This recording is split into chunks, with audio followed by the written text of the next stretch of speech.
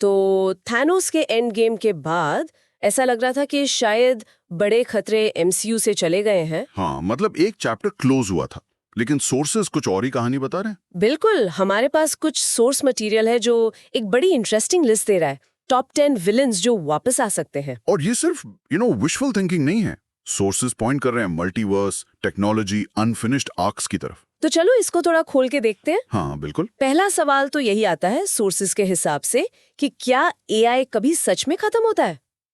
Ultron का नाम है इस लिस्ट में।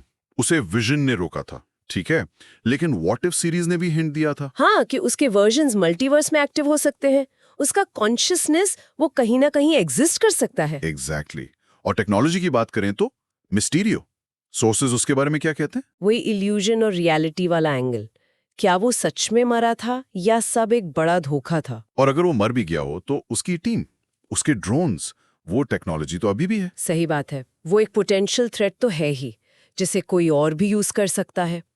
एक लेगेसी थ्रेट, सोर्सेज इसे ऐसे ही पॉइंट आउट कर रहे हैं। अब टेक्नोलॉजी से थोड़ा आगे बढ़े तो कॉस्मिक लेवल पे हेला। हाँ, हेला, गॉडेस ऑफ डेथ। रैग्नारॉक में अंत तो दिखाया था, पर क्या मौत एक डेथ की गॉडेस को रोक सकती है? ये बड़ा सवाल है जो सोर्सेज उठा रहे हैं। ऐसी कॉस्मिक एंटिटीज के लिए एंड का मतलब शायद कुछ और हो। इंट्रीगिंग पॉइंट है।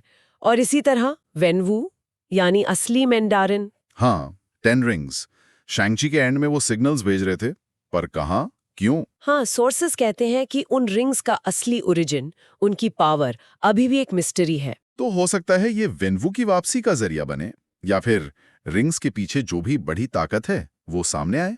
फिर आती है बात मल्टीवर्स की और उन कैरेक्टर्स की जिनकी कहानी अधूरे रह गई, जैसे रेड स्कल। हाँ, वो सोल स्टोन का गार्ड था वॉर्मियर पे, अब स्टोन्स तो रहे नहीं। तो उसका रोल खत्म। सोर्सेज यही पॉइंट आउट कर रहे हैं।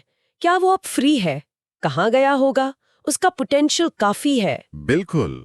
और किलमॉन्गर, उसका एंसेस्ट्रल प्लेन में दिखना, वो सिर्फ एक मेमोरी थी या कुछ और? वकांडा फॉरएवर में, हाँ, सोर्सेस स्पेक्युलेट करते हैं कि ये मल्टीवर्स के दरवाजे खोल सकता है। शायद उसका कोई वेरिएंट हो। और ज्यादा डेंजरस वेरिएंट? लोकी के तो हमने देखे ही हैं, कितने वेरिएंट्स हैं। कोई भी कभी भी विलेनस टर्न ले सकता है। यहाँ से लिस्ट और भी सीरियस होती जाती है। सोर्सेज आने वाले बड़े खतरों की तरफ इशारा कर रहे हैं। Kang the conqueror. ओह हाँ, एंटमैन 3 में जो हमने देखा वो तो सोर्सेस के मुताबिक सिर्फ शुरुआत थी, एक वेरिएंट था बस। उसके तो अनंत वेरिएंट्स हैं और सबसे बड़ा वाला वो तो अभी आया ही नहीं है। कांग का कॉन्सेप्ट ही कभी ना खत्म होने वाला खतरा है, और इससे भी आगे। क्या? सोर्सेज ये भी पॉसिबिलिटी बता रहे हैं कि मल्टीवर्स से एक और थैनोस आ सकता है। एक और थैनोस?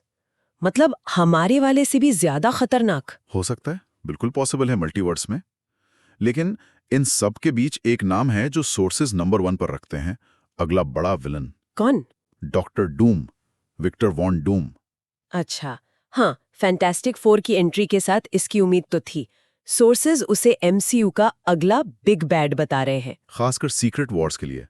वो सिर्फ एक विलन नहीं होगा, वो एक मास्टरमाइंड होगा, एक स्ट्रैटेजिस्ट। तो मतलब साफ है, सोर्सेज के हिसाब से एमसीयू का फ्यूचर पुराने चेहरों से भरा हो सकता है, लेकिन नए ट्विस्ट्स के साथ। बिल्कुल।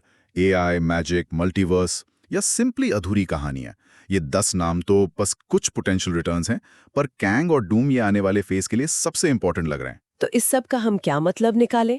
ये सोर्स मटेरियल का एनालिसिस ये दिखाता है कि खतरा सिर्फ वापस नहीं आ रहा, बल्कि उसका रूप बदल रहा है।